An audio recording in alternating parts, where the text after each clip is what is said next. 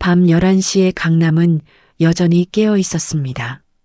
테헤란로 유리 건물 사이로 택시 불빛이 흘러 지나가고 편의점 형광등이 차가운 포도를 쏟아냈습니다. 글로우미 본사 12층 창문에는 아직 불이 켜져 있었습니다. 그 불빛의 주인은 윤한나였습니다. 28, 공동 창업자, 최고운 영책임자, 명함에 새겨진 직함이었습니다. 하지만 한나 스스로는 그보다 더 단순한 말로 자신을 정의했습니다. 이 회사를 살아있게 한 사람, 그것으로 충분하다고 생각했습니다. 노트북 화면 위로 엑셀 시트가 펼쳐져 있었습니다. 내일 오전 10시 코스닥 상장 심사 최종 프레젠테이션. 슬라이드는 42장이었고 한나가 직접 쓴 문장이 38장에 담겨 있었습니다.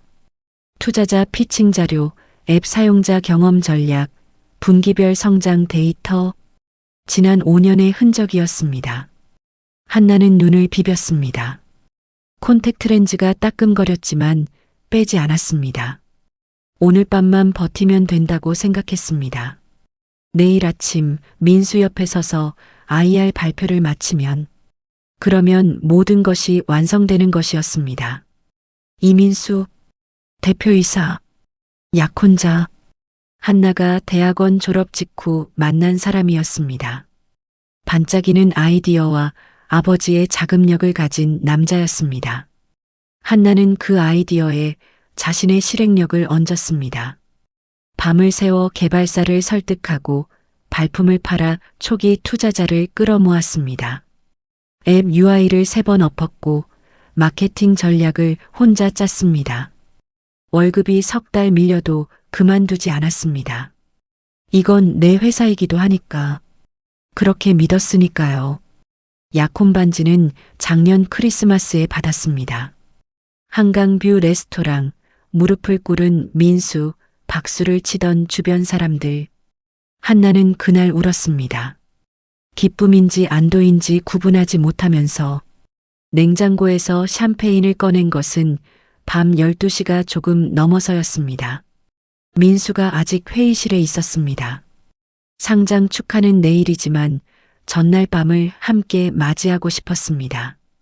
5년을 버텼는데 그 정도 낭만은 허락되어도 좋다고 생각했습니다. 회의실 문이 살짝 열려 있었습니다. 민수의 코트가 의자에 걸려 있었고 핸드폰이 테이블 위에 놓여 있었습니다. 한나가 샴페인 잔을 내려놓으려는 순간 화면이 켜졌습니다. 알림이었습니다. 오빠 지은이랑 오늘 밤. 한나는 그 자리에 굳었습니다. 이지은. 한나가 1년 전 직접 스카우트한 친구였습니다. 대학 동기, 4년지기. 한나가 너 나랑 같이 일하자고 먼저 손을 내밀었던 사람이었습니다. 마케팅 감각이 좋고 사람을 편하게 하는 친구였습니다. 한나는 그 친구를 데려온 것을 내심 자랑스러워했었습니다. 손이 떨렸습니다. 그러나 한나는 핸드폰을 건드리지 않았습니다. 건드릴 필요가 없었습니다. 단 한 줄이면 충분했습니다. 민수가 회의실에 들어선 것은 3분 뒤였습니다.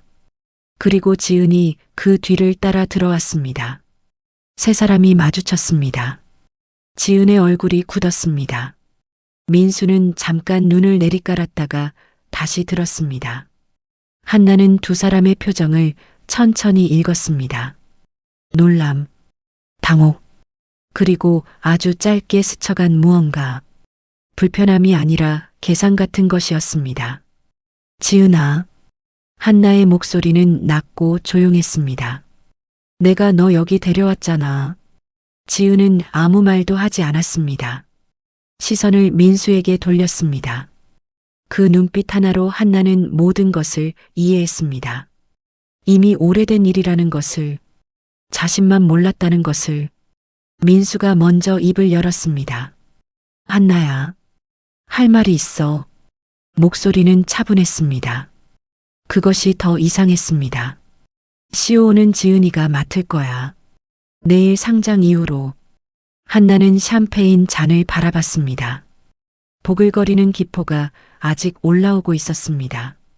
투자자 네트워크도 UI 전략도 그거 다 내가 만든 거야. 이 회사는 내 아버지 돈으로 세운 거야. 민수의 말은 끊기지 않았습니다. 너는 항상 내 뒤에 있어야지. 그게 맞는 거 아니야? 상장 주식, 한나 몫으로 설계된 지분. 그것도 이미 정리된 뒤였습니다. 엘리베이터 문이 닫혔습니다. 한나는 로비 바닥을 내려다봤습니다. 반질반질한 대리석이었습니다. 자신의 운동화 코가 비쳐 보였습니다. 핸드백 안에는 사원증이 없었습니다. 반납했으니까요. 눈물이 차올랐습니다. 한나는 눈을 크게 떴습니다. 깜빡이지 않았습니다. 강한 사람은 이런 데서 울지 않는다고 오래전에 자신과 약속했었습니다. 하지만 엘리베이터 문이 열렸을 때, 테헤란로의 바람이 얼굴을 건드렸을 때 한나는 생각했습니다. 나는 왜 강해지려고 했을까? 강해서 아무도 건드리지 못할 것이라고 믿었습니다. 강해서 배신당하지 않을 것이라고 믿었습니다. 그런데 5년이 지나고 상장 하루 전날 밤 그 모든 강함은 아무런 쓸모가 없었습니다. 택시 한 대가 멈췄습니다. 한나는 뒷좌석에 앉아 목적지를 말하지 않았습니다. 기사가 한번 돌아봤다가 다시 앞을 바라봤습니다. 창밖으로 불빛들이 흘러갔습니다. 글로우미 건물이 멀어졌습니다. 여전히 12층에 불이 켜져 있었습니다. 이제 저 불빛은 한나의 것이 아니었습니다. 하지만 한나는 아직 몰랐습니다. 이 밤이 끝이 아니라는 것을, 잃는다는 것이 때로는 시작의 다른 이름이라는 것을. 택시는 강남을 빠져나갔습니다. 사흘을 아무것도 하지 않았습니다. 커튼을 치고 핸드폰을 뒤집어 놓고 천장을 바라봤습니다. 냉장고에는 요구르트 2개와 반쯤 남은 두부가 있었습니다. 먹지 않았습니다. 배가 고프다는 신호가 오지 않았습니다. 글로우미는 예정대로 상장했습니다. 그것은 SNS 피드로 알았습니다. 화면을 열었다가 닫으려는 순간 경제 뉴스 알림이 먼저 들어왔습니다. 뷰티테크 스타트업 글로우미 코스닥 상장 첫날 상한가. 민수의 인터뷰 사진이 썸네일에 박혀 있었습니다. 잘 다듬어진 정장, 잘 정돈된 미소. 옆에는 지은이 서 있었습니다. 새 명함에는 이미 CEO라고 찍혀 있을 터였습니다. 한나는 핸드폰을 이불 속에 밀어 넣었습니다. 분하다는 감정은 사흘째 되는 밤이 되어서야 제대로 올라왔습니다. 처음 이틀은 그저 멍했습니다.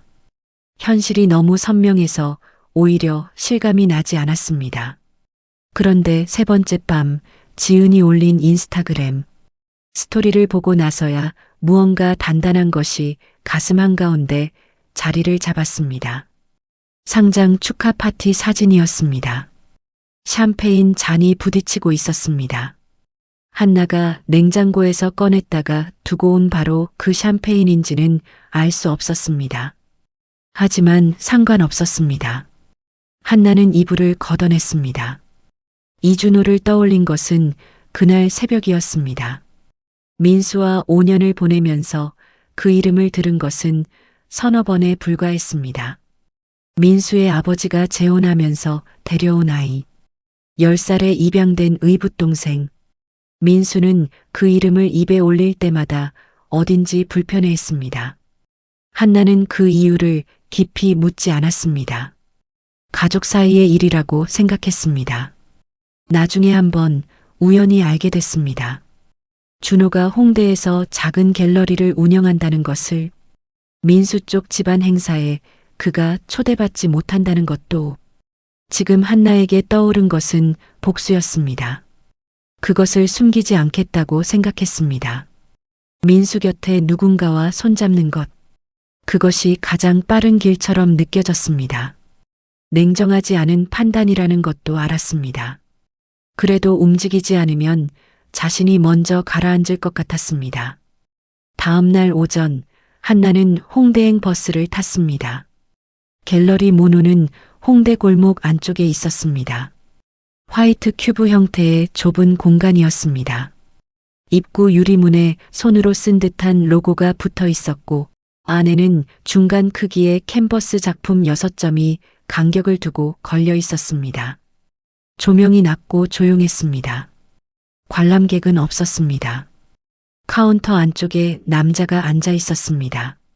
30 초반으로 보였습니다. 검은 터틀넥, 짧게 자른 머리, 노트에 무언가를 적다가 문이 열리는 소리에 고개를 들었습니다. 이준호였습니다. 찾아오시는 분이 있으셨군요. 말투가 낮고 담담했습니다. 한나를 알아보는 눈치는 아니었습니다. 당연했습니다.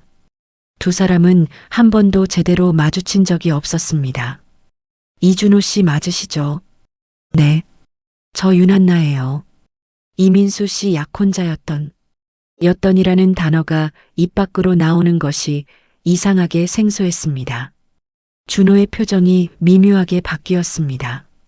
놀람이라기보다 경계에 가까운 것이었습니다. 앉으시겠어요? 한나는 준비한 말을 그대로 꺼냈습니다. 돌려 말할 여유도 없었고 그럴 생각도 없었습니다. 저랑 결혼해 주세요. 대신 민수 망하게 하는 거 도와드릴게요. 갤러리 안이 조용해졌습니다. 준호는 한나를 바라봤습니다. 커피잔을 천천히 내려놓았습니다. 한참 뒤에 입을 열었습니다. 그건 제가 드릴 수 있는 게 아니에요. 목소리에 날이 없었습니다. 거절이었지만 차갑지 않았습니다. 저도 민수 형 일에 엮이는 걸 원하지 않아요. 오래전에 그 집안이랑은 선을 그었습니다. 한나는 잠시 말을 잃었습니다. 다음 말을 준비하지 않았습니다. 가장 직접적인 카드가 막혔을 때 어떻게 해야 하는지 계산하지 못했습니다. 그것은 한나답지 않은 실수였습니다. 준호가 먼저 다시 말했습니다. 그런데 한나 씨, 글로움이 CEO였잖아요. 네. UI 기획이랑 투자자, 관리 다 하셨다고요? 한나는 고개를 들었습니다. 준호가 갤러리 안을 한번 둘러봤습니다. 저 요즘 이 공간을 어떻게 알려야 할지 모르겠어요. 작품은 있는데 사람이 안 와요. SNS도 해보고 협업도 해봤는데 방향을 못 잡겠더라고요. 말의 방향이 달라지고 있었습니다. 마케팅 컨설턴트로 와주시겠어요? 제대로 된 보수를 드릴 수 있어요. 저도 이 갤러리 키우고 싶고 한나 씨도 지금 일이 필요하실 것 같고 한나는 그 말을 바로 받지 않았습니다. 창밖을 잠깐 바라봤습니다. 복수를 위해 여기까지 왔는데 돌아오는 것이 일자리 제안이었습니다. 황당했습니다. 그런데 동시에 이상하게 마음이 움직였습니다. 그날 저녁 두 사람은 갤러리 한쪽 테이블에 앉아 노트북을 폈습니다. 준호가 갤러리 인스타그램 계정을 보여줬습니다. 팔로워 300명. 마지막 게시물은 2달 전이었습니다. 한나는 화면을 스크롤하며 조용히 분석했습니다. 콘텐츠 일관성 없음. 해시태그 전략 부재. 작품 설명 없이 이미지만 올린 피드들. 릴스를 써야 해요. 작품 제작 과정, 작가 인터뷰. 짧게 잘라서요. 말이 자연스럽게 나왔습니다. 사흘 만에 처음으로 일하는 언어가 돌아오는 느낌이었습니다. NFT 경매도 생각해 볼 수 있어요. 오프라인 갤러리랑 온라인을 연결하면 콘텐츠 소재도 생기고 컬렉터층도 넓어지거든요. 준호가 받아 적었습니다. 질문이 구체적이었습니다. 허투루 듣는 사람이 아니었습니다. 작업이 한참 이어진 뒤 준호가 커피를 새로 내려왔습니다. 잠깐의 침묵 속에서 그가 낮게 말했습니다. 저 10살에 이 집안에 들어왔어요. 한나는 손을 멈췄습니다. 민수 형은 처음부터 저를 안 좋아했어요. 집배스러운 외톨이라고 했거든요. 어렸을 때니까 왜 그런 말을 듣는지도 몰랐어요. 준호의 목소리는 평탄했습니다. 감정을 얹지 않으려는 것이 오히려 느껴졌습니다. 상속도 10배 차이 나게 정리됐고 가족 행사는 거의 빠졌어요. 그게 싫어서 나온 거예요. 여기서 내 방식대로 살려고요. 한나는 커피잔을 두 손으로 감쌌습니다. 저도 배신당했어요. 짧게 말했습니다. 더 설명하지 않았습니다. 준호도 묻지 않았습니다. 두 사람은 그것으로 충분히 알아들은 것 같았습니다. 같이 잘해봐요. 한나가 먼저 말했습니다. 복수의 말이 아니었습니다. 적어도 그 순간만큼은. 한나가 갤러리를 나선 것은 자정이 가까워서였습니다. 홍대 골목은 아직 사람들로 붐볐습니다. 음악 소리가 여기저기서 새어나왔습니다. 한나는 그 소란한 거리를 걸으며 생각했습니다. 준호에게 원하던 것을 얻지 못했습니다. 민수를 직접 무너뜨릴 방법도 아직 없었습니다. 손에 쥔 것은 갤러리 컨설턴트 자리 하나였습니다. 그런데 이상하게 발걸음이 무겁지 않았습니다. 뭔가를 다시 시작할 수 있을 것 같다는 감각. 5년 전 민수의 아이디어에 자신의 실행력을 얹던 그 순간과 비슷한 감각이었습니다. 다만 이번에는 달랐습니다. 누군가의 뒤가 아니라 자신의 앞에 서는 것이었습니다. 아직 멀었습니다. 그러나 한나는 이제 움직이고 있었습니다. 그것만으로 오늘 밤은 사흘 전과 달랐습니다. 석 달이 지났습니다. 갤러리 모노의 인스타그램 팔로워는 300명에서 2만 명이 됐습니다.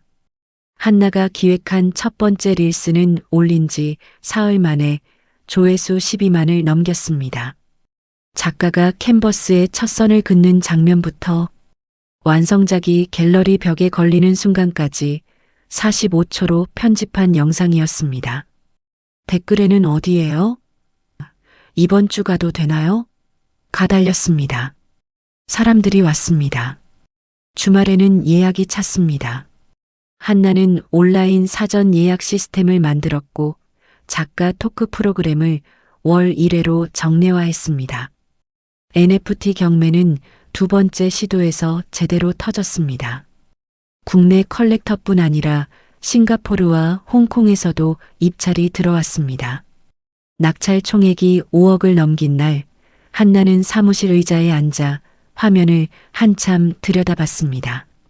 숫자가 실감이 나지 않았습니다. 그러다 문득 생각했습니다. 민수, 나 잘 지내고 있어. 너 없이도. 소리내어 말하지는 않았습니다. 말하지 않아도 충분했습니다. 성공은 조용히 왔습니다. 요란하게 축하받는 자리도 없었고 누군가에게 자랑하는 일도 없었습니다. 한나는 원래 그런 사람이었습니다. 글로우미에서도 그랬습니다. 투자자 미팅을 성사시켜도 혼자 조용히 커피 한 잔 마시고 다음 일로 넘어갔습니다. 그 습관이 여기서도 이어졌습니다. 다만 달라진 것이 하나 있었습니다. 퇴근이 있었습니다. 글로우미 시절에는 퇴근이 없었습니다. 밤 12시에 사무실을 나와도 핸드폰은 켜져 있었습니다. 민수에게서 언제든 연락이 올 수 있었으니까요. 그런데 갤러리에서는 달랐습니다. 준호가 오후 6시가 되면 노트북을 덮었습니다. 한나가 아직 뭔가를 보고 있으면 조용히 말했습니다. 오늘 치킨 어때요? 심야 치킨집 회의는 그렇게 시작된 일이었습니다. 처음에는 정말 회의였습니다. 다음 달 전시 기획, 작가 섭외 방향, SNS 콘텐츠 캘린더. 메모장을 펼쳐놓고 이야기하다 보면 2시간이 지나 있었습니다. 그러다 어느 순간부터 회의가 끝난 뒤에도 자리를 일어나지 않게 됐습니다. 맥주가 한 캔 더 열렸고 이야기는 업무 바깥으로 넘어갔습니다. 준호는 말이 많지 않았습니다. 그런데 들을 때는 제대로 들었습니다. 한나가 글로우미 시절 이야기를 꺼낸 적이 있었습니다. 투자자 설명회 전날 밤 혼자 자료를 다 완성해 놓고 민수가 발표하는 것을 뒤에서 지켜봤던 일. 대단하다는 말을 들은 건 민수였고 한나는 박수를 쳤습니다. 웃으면서 준호는 치킨을 집다가 멈췄습니다. 그리고 말했습니다. 그거 힘들었겠다. 그게 전부였습니다. 위로의 말을 길게 하지 않았습니다. 그런데 이상하게 그 짧은 한마디가 오래 남았습니다. 민수는 그 이야기를 들었으면 그래서 결과가 좋았잖아 라고 했을 겁니다. 한나는 그 차이를 한동안 생각했습니다. 보너스 이야기가 나온 것은 NFT 경매 결과가 최종 정산된 날이었습니다. 준호가 서류를 내밀었습니다. 한나는 숫자를 보고 고개를 들었습니다. 이건 너무 많아요. 아니에요. 이게 맞아요. 준호가 덧붙였습니다. 지분도 드릴게요. 소량이지만 한나 씨가 여기 만든 거니까요. 한나는 서류를 한 번 더 내려다봤습니다. 근로의미에서 5년을 일하고 끝내 받지 못했던 것이었습니다. 그것이 이곳에서 석 달 만에 돌아왔습니다. 목이 잠깐 막혔습니다. 괜찮아요? 준호가 물었습니다. 한나는 얼른 서류를 집어들었습니다. 네, 그냥 감사해요. 얼굴이 뜨거워지는 것을 느꼈습니다. 창밖을 봤습니다. 저녁 햇살이 갤러리 유리창을 비스듬히 통과하고 있었습니다. 한나는 속으로 자신에게 말했습니다. 이건 그냥 고마운 거야. 당연히 고마운 거야. 며칠 뒤 준호가 먼저 말을 꺼냈습니다. 갤러리 문을 닫고 청소를 하던 중이었습니다. 아무런 전제 없이 그냥 빗자루를 들고 서서 말했습니다. 저 민수 형이랑 다르게 살고 싶었어요. 한나가 걸레를 들다가 멈췄습니다. 가족이라고 배신하고 가진 걸로 사람 누르고 그런 거 배워서 뭐 하나 싶었거든요. 그래서 나온 거예요. 저는 항상 앞만 보려고요. 말이 짧았습니다. 그런데 무게가 있었습니다. 한나는 그 말을 정면으로 받지 못하고 다시 청소를 시작했습니다. 방금 들은 말이 계속 머릿속에서 맴돌았습니다. 준호는 자신의 이야기를 한 것이었습니다. 그런데 한나는 그 말이 어떤 방향을 가리키는 것처럼 느껴져서 그 방향을 똑바로 바라보는 것이 왠지 무서웠습니다. 그날 밤 한나는 혼자 오래 걸었습니다. 홍대 골목을 빠져나와 합정 강변 쪽으로 걸었습니다. 한강 바람이 차가웠습니다. 한나는 점퍼 지퍼를 올리며 생각했습니다. 처음에 왜 갤러리에 왔는지 복수였습니다. 민수가 잘 되는 것을 두고 볼 수 없어서 그 옆에 있는 사람에게 손을 내밀었습니다. 그것이 시작이었습니다. 그런데 지금 한나의 하루에서 민수를 생각하는 시간이 얼마나 되는지 따져보니 생각보다 적었습니다. 오히려 다른 것들이 하루를 채우고 있었습니다. 다음 전시 기획, 작가와의 미팅, 그리고 퇴근 후 치킨집 자리, 그 자리에서 맥주잔을 들고 앉아 있는 준호의 표정. 한나는 걸음을 멈췄습니다. 심장이 한 박자 이상하게 뛰었습니다.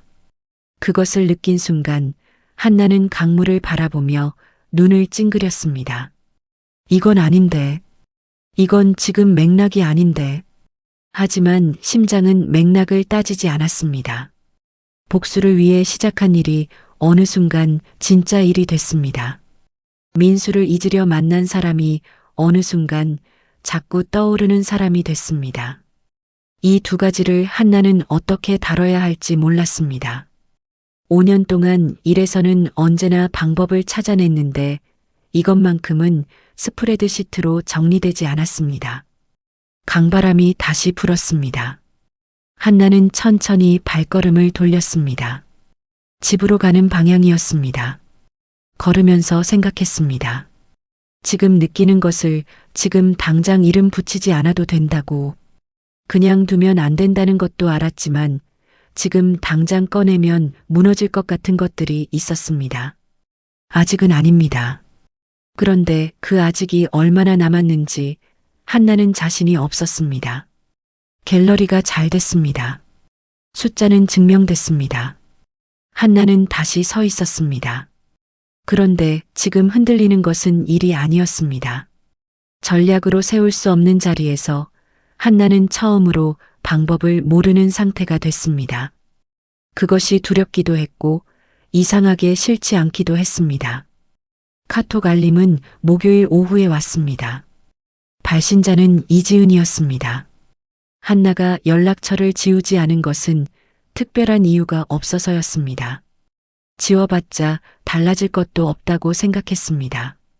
그런데 그 이름으로 메시지가 오는 것은 처음이었습니다. 한나 언니 잘 지내? 홍대에서 잘 나간다고 소문 들었어. 키읔 나랑 민수 오빠 약혼 파티 하는데 언니도 와. 토요일 저녁 7시 강남 그랜드 볼룸. 한나는 화면을 한번 내렸다가 다시 올렸습니다. 초대장이 첨부돼 있었습니다. 흰 바탕에 금박 글씨. 정성껏 만든 디자인이었습니다. 이지은다운 감각이었습니다. 한나가 직접 눈여겨보고 뽑아온 감각이기도 했습니다. 핸드폰을 테이블에 내려놓았습니다. 가야 하는지, 가지 말아야 하는지, 그 질문을 오래 붙잡지 않았습니다. 이상하게 답이 빨리 나왔습니다. 가야 했습니다. 피하는 것은 지는 것이라고 한나는 오래전부터 그렇게 생각해온 사람이었습니다. 준호에게 말한 것은 그날 저녁이었습니다. 갤러리 마감 후 두 사람이 내일 전시 동선을 점검하던 중이었습니다. 한나는 노트북을 덮으면서 꺼냈습니다. 토요일에 민수 씨 약혼 파티가 있어요. 저 가려고요. 준호가 고개를 들었습니다. 같이 가줄 수 있어요? 침묵이 짧게 흘렀습니다.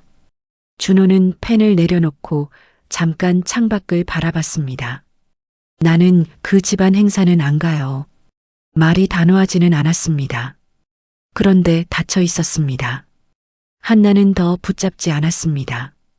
그것이 준호에게 어떤 의미인지 알았습니다. 알겠어요. 그렇게 대화가 끝났습니다. 집에 오는 길에 한나는 혼자 생각했습니다. 처음부터 혼자 갈 생각을 했어야 했다고. 누군가의 옆에 기대서 그 자리에 서는 것은 자신답지 않다고. 토요일 저녁 한나는 혼자 강남으로 향했습니다. 호텔 로비에 들어서는 순간 공기가 달라졌습니다. 샹들리에 아래로 드레스와 정장들이 오갔습니다. 샴페인 잔이 손에서 손으로 옮겨졌고 웃음소리가 여기저기서 겹쳤습니다. 한나는 입구에서 잠깐 멈췄습니다. 코트를 맡기고 안으로 들어갔습니다. 아는 얼굴들이 있었습니다. 글로우미 초기 투자자, 민수대학 동기, 업계에서 한두 번 마주쳤던 사람들. 그중 몇이 한나를 알아봤습니다.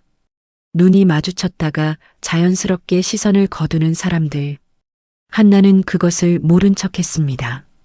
잘할 수 있었습니다. 5년 동안 훈련된 일이었습니다. 민수가 먼저 다가왔습니다. 파티장 한가운데서였습니다. 자리를 피할 공간이 없었습니다. 민수는 웃고 있었습니다. 주변 사람들이 보는 자리에서 내보이는 그 특유의 여유 있는 표정이었습니다. 왔어? 의외다. 초대받았으니까요. 준호랑 같이 오려고 했던 거 아니야? 그 외톨이 결국 안 왔네. 목소리가 낮았습니다. 주변 사람들은 듣지 못할 크기였습니다. 한나는 샴페인 잔을 들었습니다. 준호 오빠는 오고 싶은 자리만 와요. 그게 그 사람이에요. 복수하려고 내 동생한테 붙은 거잖아. 갤러리 재밌어? 홍대 분위기 좋더라. 민수 씨, 저 더 이상 민수 씨 이야기 안 해요. 오늘도요. 말을 더 잇지 않았습니다. 민수의 표정이 잠깐 굳었습니다. 한나는 자리를 옮겼습니다. 지은은 파티장 안쪽에 있었습니다. 하얀 미니 드레스에 머리를 올린 모습이었습니다. 예뻤습니다. 한나는 그것을 부정하지 않았습니다.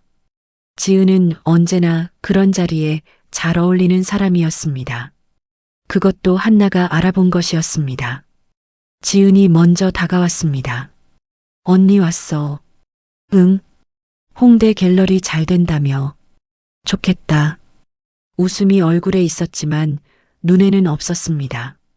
근데 언니, 그 전략들 있잖아. 투자자 네트워크, UI 기획. 솔직히 다 민수 오빠 회사에서 배운 거 아니야? 글로움이 아니었으면 언니가 그걸 어떻게 알아? 말이 부드럽게 나왔습니다. 그래서 더 날카로웠습니다. 한나는 잔을 테이블에 내려놓았습니다. 서두르지 않았습니다. 지은아. 응? 글로우미에서 내가 배운 거 맞아. 그런데 그걸 만든 건 나야. 투자자 데려온 것도, 앱 뜯어 고친 것도, 야근한 것도. 나는 거기서 배운 게 아니라 거기서 만든 거야. 지은이 말을 받지 않았습니다. 그리고 지은아. 나 더 이상 이 대화 안 해도 돼. 오늘 너희 축하 자리에 온 거야. 그것만으로 충분해. 한나는 돌아섰습니다. 파티장 한쪽 창가에 서서 도시 야경을 바라봤습니다. 강남의 불빛이 아래로 펼쳐져 있었습니다.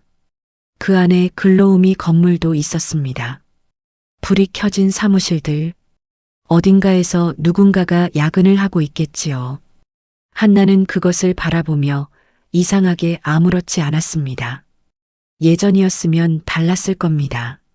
저 불빛이 내 것이어야 한다고, 빼앗겼다고 분했을 겁니다. 그런데 지금은 그냥 불빛이었습니다. 도시의 일부였습니다. 그 순간 한나는 생각했습니다. 내가 원하는 게 뭔지 다시 생각해 봐야겠다고. 민수를 무너뜨리는 것. 처음에는 그것이 전부인 줄 알았습니다. 그런데 석 달 동안 갤러리에서 일하면서 한나가 진짜 살아있다고 느낀 순간은 복수를 생각할 때가 아니었습니다. 새 전시 방향이 잡혔을 때, 경매 결과가 나왔을 때, 처음 보는 관람객이 작품 앞에서 오래 서 있을 때였습니다. 그리고 심야 치킨집 자리에서 이야기를 나눌 때였습니다. 한나는 거기까지 생각하다가 멈췄습니다. 창유리에 자신의 얼굴이 흐릿하게 비쳤습니다. 표정을 읽기 어려운 얼굴이었습니다. 코트를 찾아 나온 것은 1시간도 채 되지 않아서였습니다. 더 있을 이유가 없었습니다. 보여야 할 것은 이미 보였습니다. 확인해야 할 것도 확인했습니다. 민수는 여전히 그 자리에 있었고 지은도 그랬습니다. 달라진 것은 없었습니다. 달라진 것은 한나였습니다. 로비를 걸어 나오는데 등 뒤에서 웅성거리는 소리가 들렸습니다. 한나는 뒤를 돌아보지 않았습니다. 회전문을 밀고 나오자 차가운 밤 공기가 얼굴을 건드렸습니다. 핸드폰을 꺼냈습니다. 준호에게 메시지를 보낼까 잠깐 생각했습니다. 잘 다녀왔다는 한마디. 그런데 손이 멈췄습니다. 지금 당장 무언가를 전하고 싶은 마음이 어디서 오는 건지 그것을 한나는 아직 정리하지 못했습니다. 보내지 않았습니다. 택시를 잡았습니다. 뒷좌석에 앉아 창밖을 바라봤습니다. 강남 불빛이 멀어졌습니다. 한나는 조용히 생각했습니다. 나는 더 이상 저 자리에 없다고.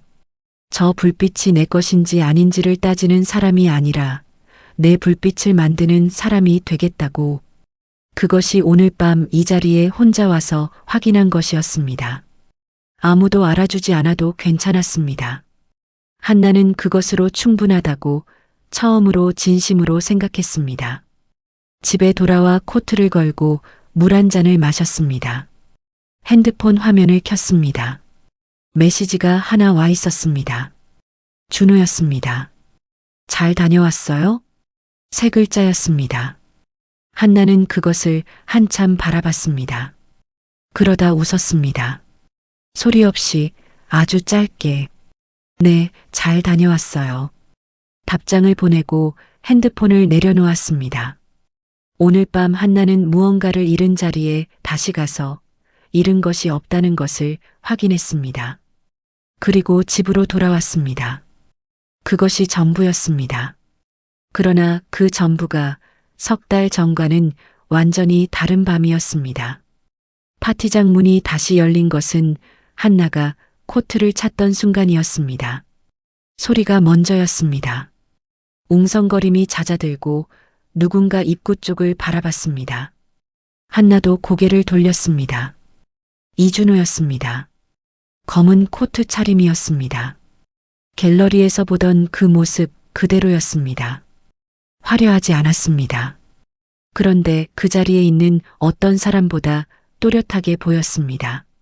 한나는 자신이 그렇게 느끼고 있다는 것을 알아채고 잠깐 숨을 멈췄습니다. 준호의 시선이 파티장을 훑다가 한나에게 닿았습니다. 그는 곧장 걸어왔습니다. 왜 왔어요? 한나가 낮게 물었습니다. 한나 씨 혼자 보내고 나서 계속 마음이 걸렸어요. 그게 전부였습니다. 긴 설명이 없었습니다. 한나는 그 말을 듣고 아무것도 하지 못했습니다. 민수가 다가온 것은 그로부터 5분이 채 되지 않아서였습니다. 준호를 알아보는데 시간이 걸리지 않았습니다. 민수의 표정이 바뀌었습니다. 여유가 사라지고 무언가 단단하게 굳는 얼굴이었습니다. 왔네. 초대도 안 했는데. 응, 그냥 왔어. 준호의 목소리는 낮고 흔들리지 않았습니다. 민수가 한나와 준호를 번갈아 봤습니다. 그리고 웃었습니다. 좋지 않은 종류의 웃음이었습니다. 한나 뺏으러 온 거야? 내 동생이. 한나 씨는 뺏기고 버려진 사람이 아니에요. 준호가 한 걸음 앞으로 섰습니다. 형은 가족한테 한 짓 기억해요? 한나 씨한테 한 것도. 그걸 당연하게 생각하는 사람이 남 탓할 자격 있어요? 파티장이 조용해졌습니다. 주변 사람들이 거리를 두면서도 시선은 거두지 않았습니다. 민수의 얼굴이 굳었습니다. 5년을 곁에서 봐온 한나는 그 표정이 무엇을 의미하는지 알았습니다. 무언가를 세고 있는 얼굴이었습니다. 이 자리에서 어디까지 밀어붙일 수 있는지. 그러나 한나가 먼저 말했습니다. 민수 씨. 두 사람이 한나를 봤습니다. 나는 복수하러 여기 온 게 아니에요. 그냥 피하지 않으려고 왔어요. 그게 나니까. 한나는 준호 쪽을 한번 바라봤다가 다시 민수를 봤습니다. 나를 행복하게 하는 사람을 선택한 거예요. 그 사람이 누구인지는 민수 씨가 상관할 일이 아니에요. 민수는 입을 열었다가 닫았습니다. 더 나올 말이 없는 사람의 얼굴이었습니다. 한나는 그것을 확인하고 시선을 거뒀습니다. 처음으로 그 얼굴이 아무렇지 않았습니다. 두 사람은 파티장을 나왔습니다. 엘리베이터 안에서 아무 말도 하지 않았습니다. 로비를 지나 회전문을 밀고 나오자 밤 공기가 다시 얼굴을 건드렸습니다. 한나는 하늘을 잠깐 올려다봤습니다. 구름이 없었습니다. 왜 진짜로 왔어요? 걸으면서 물었습니다. 아까와 같은 질문이었지만 다른 질문이었습니다. 준호가 걸음을 멈췄습니다. 한나도 멈췄습니다. 한나 씨 때문에 요즘 미치겠어요. 목소리가 평소와 같았습니다. 담담하고 낮은 목소리.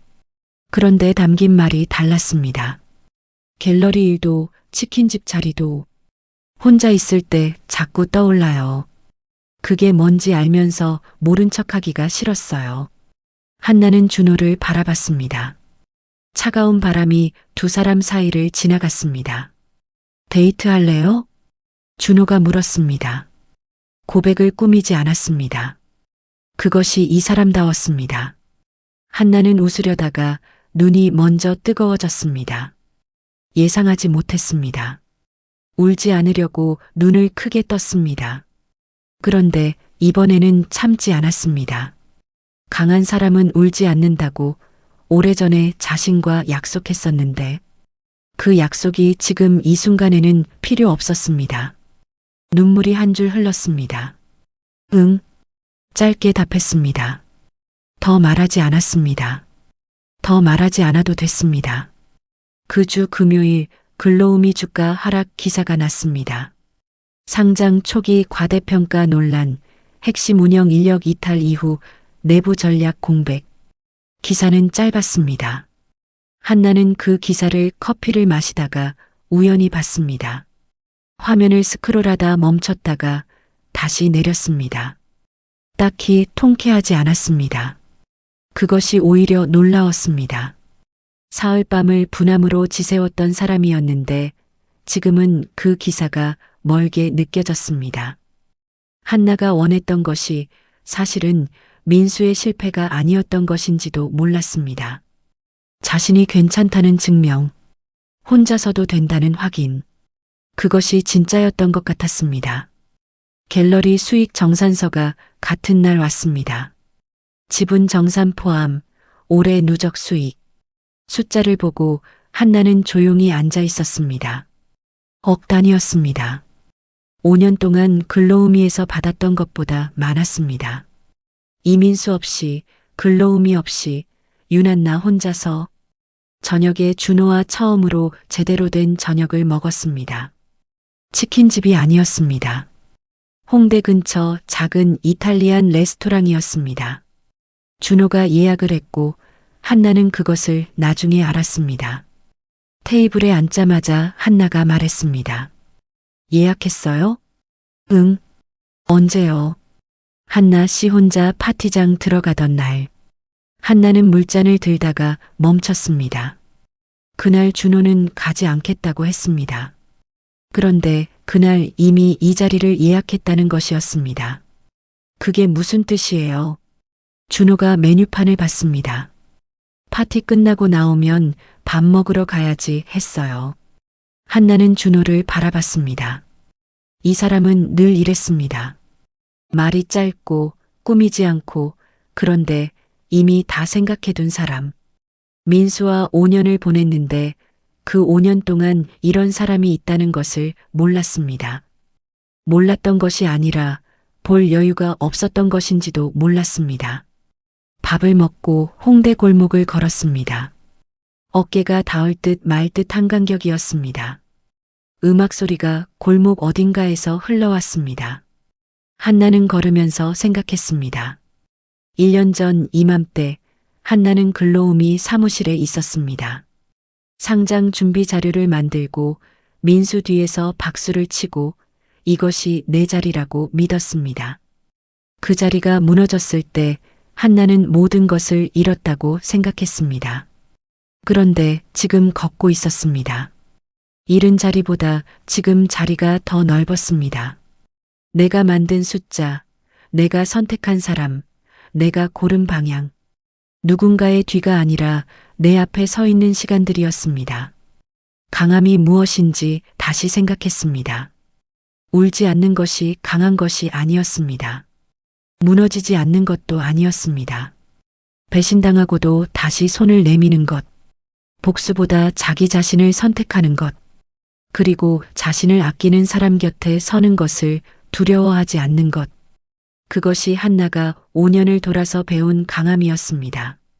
준호가 걷다가 손을 내밀었습니다. 한나는 잠깐 봤습니다. 그리고 잡았습니다. 아무 말도 하지 않았습니다. 말이 필요 없었습니다. 골목 끝에서 한강이 보였습니다. 불빛이 물 위에 길게 늘어져 있었습니다. 한나는 그것을 바라보며 생각했습니다. 이것이 내 이야기라고. 배신으로 시작됐지만 배신으로 끝나지 않은 이야기. 잃은 것을 되찾으려다가 애초에 잃을 수 없는 것들을 발견한 이야기. 옆에 준호가 있었습니다. 말없이 같은 강을 바라보고 있었습니다. 한나는 생각했습니다. 이게 진짜 내 사랑 이야기라고. 드라마 같지 않고 요란하지 않고 치킨집과 갤러리와 심야 회의로 쌓인 이야기. 그것이 더 오래 갈 것이라고 처음으로 확신했습니다. 바람이 강 쪽에서 불어왔습니다. 한나는 눈을 감지 않았습니다. 그대로 맞았습니다. 차가웠지만 피하지 않았습니다. 이제 한나는 알았습니다.